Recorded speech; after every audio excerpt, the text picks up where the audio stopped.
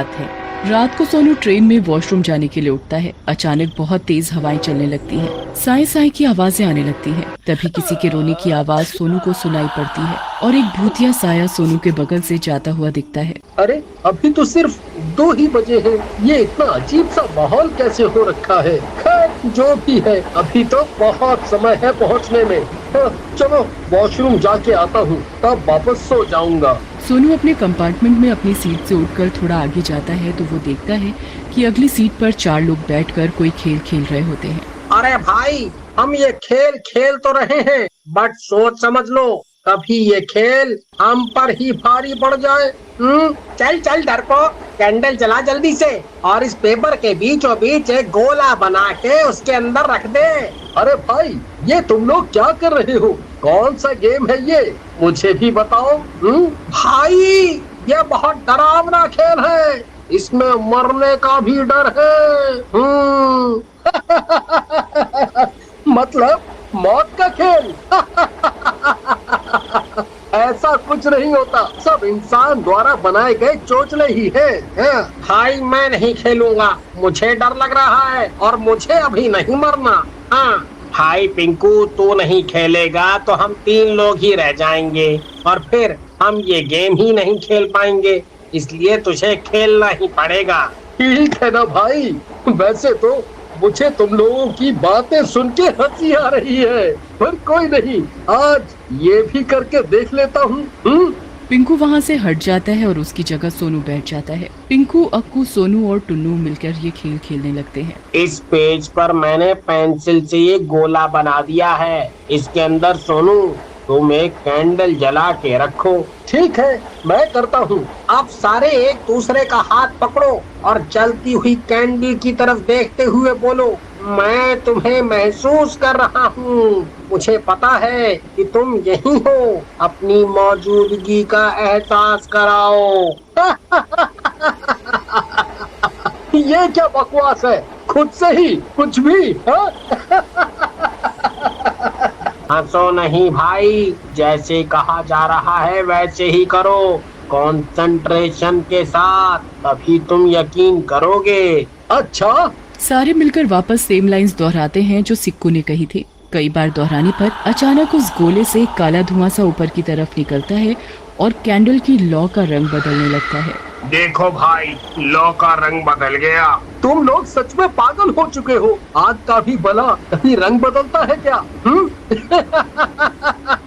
भाई, इसे ऐसे विश्वास नहीं होगा, कुछ और तरीका अपनाते हैं इस जनाब को यकीन दिलवाने के लिए। अक्कू इस बार गोले के अंदर बुझी हुई कैंडल रखता है और सब लोग आंखें बंद कर लेते हैं और सब लोग आंखें बंद करके एक दूसरे का हाथ पकड़कर, चलो अब मेरे पीछे बोलो सारे, हमें पता है कि तुम यही हो, अपनी मौजूदगी का एहसास कराओ। कई बार यही लाइंस दोहराने पर अचानक कैंडल जलने लगती है और अचानक उन सबको गुर्राने की आवाजें आने लगती हैं।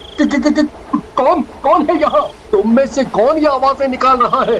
ये आवाजें हम नहीं निकाल रहे थे, ये वही आत्मा की आवाज है जिसे हम बुला रहे थे। अब तुम्हें यकीन हुआ या अभी भी हंसोगे? मुझे पता है, तुम में से ही किसी ने कैंडल जलाई है जब मेरी आंखें बंद थी, और ये जरूर पिंकू भाई ने आवाज निकाली होगी। बेटा, हमें पता है तुम डर चुके हो और मान नहीं रहे हो। और सब लोग ये सुनकर हंसने लगते हैं। चलो चलो, काम करो अपना, मैं जाता हूँ अब सोने, ये सारी फालतू की बातें हैं। सोनू अंदर ही डर रहा होता है, पर वो सोने की कोशिश करता है अपनी सीट पर आकर। तभी सोनू को एक साया अपनी सामने वाली सीट पर दिखता है। कौन है वहाँ? सोनू को अब अजीबोगरीब आवाजें सुनाई देने लगती हैं। सोनू डर के मारे आंखें बंद कर लेता है और जबरदस्ती सो जाता है। उसकी नींद खुलती है तो वो देहरादून स्टेशन पहुंच चुका होता है। भैया के घर आकर वो ट्रेन की पूरी घटना उन्हें बताता है। अब आप ही बताओ, कितनी सच्चाई है इसमें? खुद ही करके देख लेते हैं एक बारी। मुझे भी एक ऐसा खेल पता है, पर कभी ट्राई नहीं किया। चलो साथ में ट्राई करते हैं, पर हमें अकेले अकेले अलग अलग जगह पर ट्राई करना पड़ेगा। रात होते ही भैया के कहने पर सोनू बाथरूम में एक कैंडल लेकर अकेले जाता है और शीशे के सामने खड़ा हो जाता है। मुझे पता है तुम्हारी मौत कैसे हुई थी? आओ आके मुझे अपनी पूरी कहानी बताओ। ओ माशिरो, मुझे पता है तुम्हारी मौत दर्दनाक तरीके से हुई थी। आओ मेरे सामने आओ। तभी अचानक शीशे में एक जला हुआ डरावना चेहरा नजर आता है। सोनू वो चेहरा देखकर डर जाता है, पर हिम्मत बांधकर रिचुअल पूरा करने लगा। आओ मेरे सामने आओ और अपनी मौजूदगी का एहसास दो। तभी वो ओमाशीरो का भूत शीशे में से ही फूंक मारकर कैंडल बुझा देता है। तभी बाथरूम की लाइट भी फ्लिकर करने लगती है। अरे ये क्या होने लगा? ओमाशीरो, ये सब तुम कर रहे हो क्या?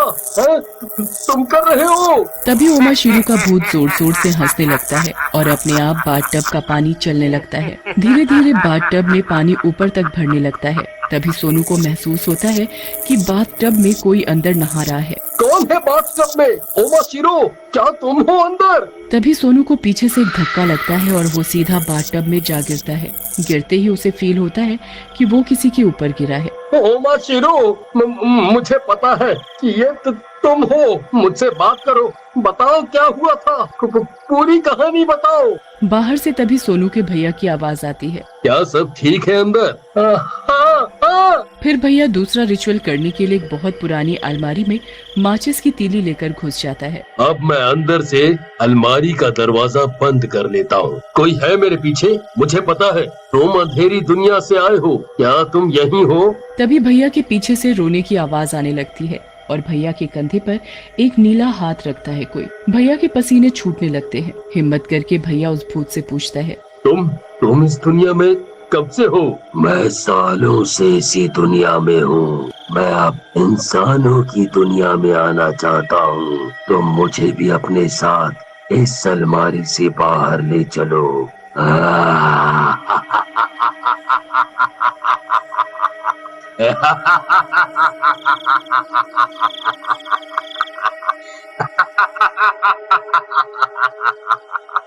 तभी सामानों के गिरने की तेज आवाजें आने लगती हैं। चीजें अपने आप हवा में उड़ने लगती हैं।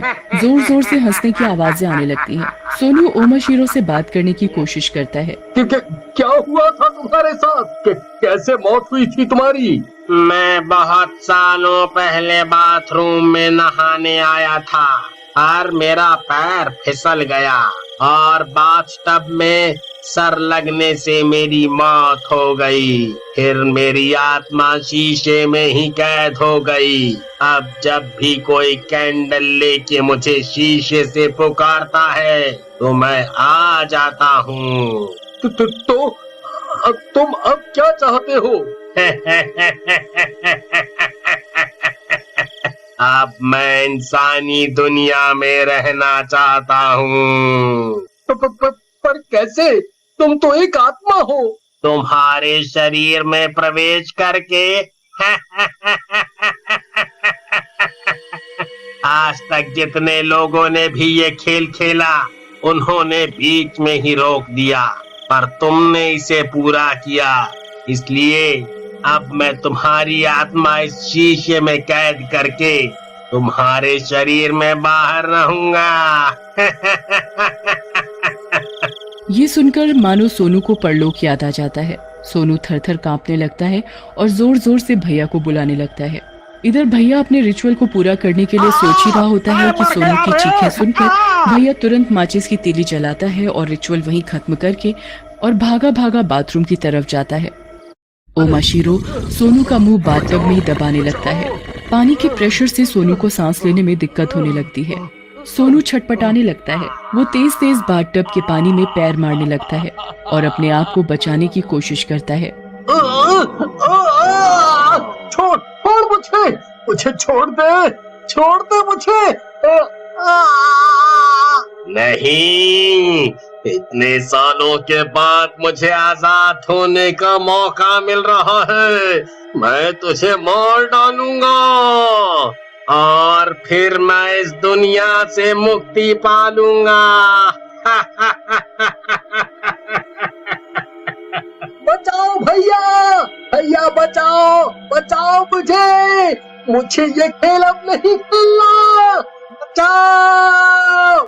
भैया बाहर से गेट खोलने की कोशिश करता है पर नाकामयाब होते हैं। सोनू, दरवाजा नहीं खोल रहा। मैं दरवाजा तोड़ने की कोशिश कर रहा हूँ। तुम बस अपने आप को पानी से बचा के रखो। पानी के अंदर अपना सर मत जाने देना। तभी ओमाशीरो अपनी शक्ति से बाथरूम की सारी टैप्स चालू कर देता है और पानी निकलने के सारे रास्ते ब्लॉक कर देता है। बाथरूम में पानी भरता ही जाता है। हे भगवान, ये मैंने बहुत बड़ी गलती कर दी। आज मुझे बचा ले, आज मुझे बचा ले। मैं प्रसाद चढ़ाऊंगा और आज के बाद कभी किसी भी शक्ति का मजाक नहीं उड़ाऊंगा। हे राम जी, पानी तो बढ़ता ही जा रहा है। ऐसे तो ओमाशीरो की शक्ति भी दुगनी हो जाएगी। सोनू, तुम बाथटब से बाहर निकलने की कोशिश करो। उस ओमाशीरो की शक्ति सिर्फ बाथटब में ही दुगनी हो सकती है। मैं जब तक दरवाजा तोड़ रहा हूँ।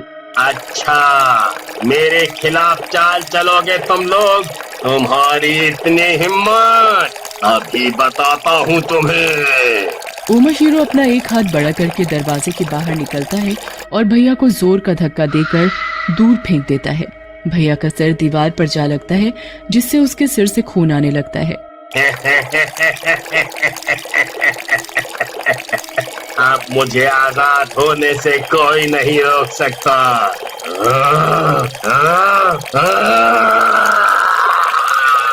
अब मैं क्या करूं? कैसे ये खेल रोकूं?